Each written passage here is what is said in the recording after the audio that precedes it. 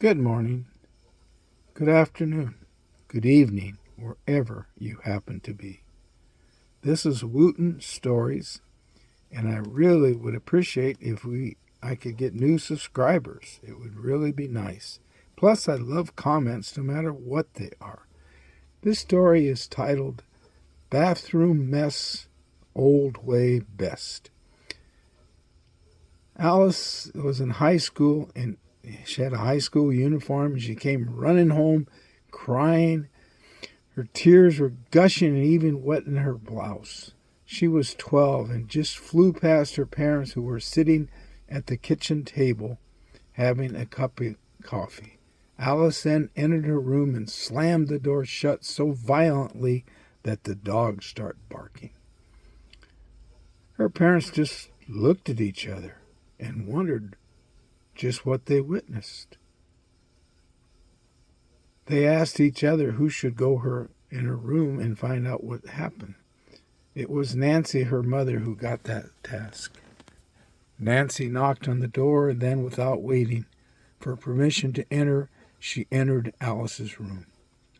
Alice was on her bed, still crying hysterically. Her mother sat at the edge of the bed and lightly rubbed her back and calmly asked what was wrong.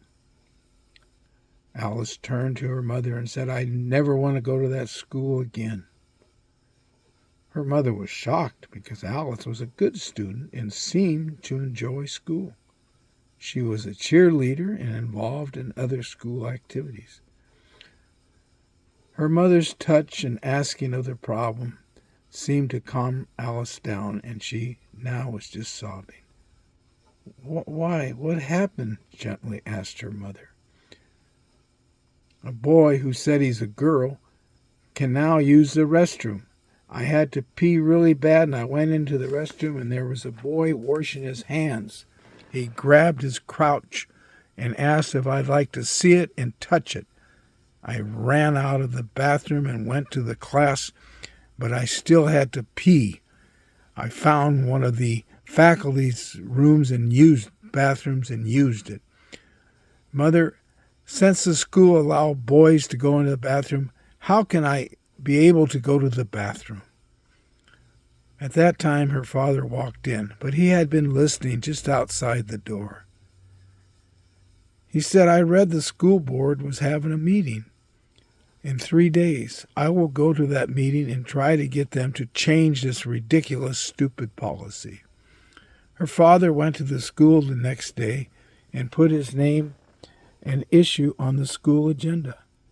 While he was there, he roamed around and took pictures of all the bathroom doors and signs, including the faculty bathrooms. The board was packed, but because he was on the agenda, he got a front row seat. When his name was called, he walked with ease and approached the podium.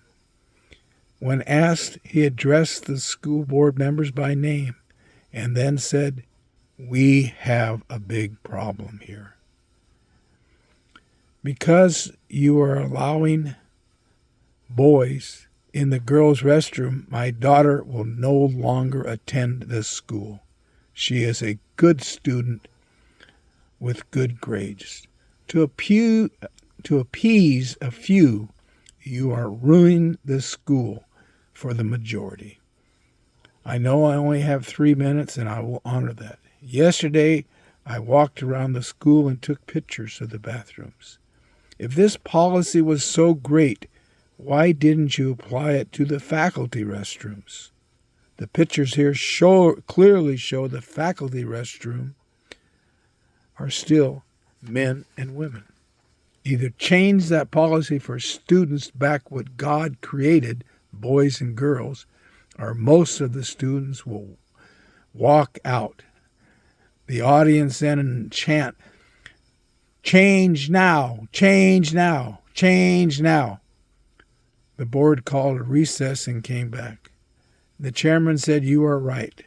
There was no reason for the difference of the faculty restrooms. The board decided to make student restrooms only for the God-given sex.' Thank you."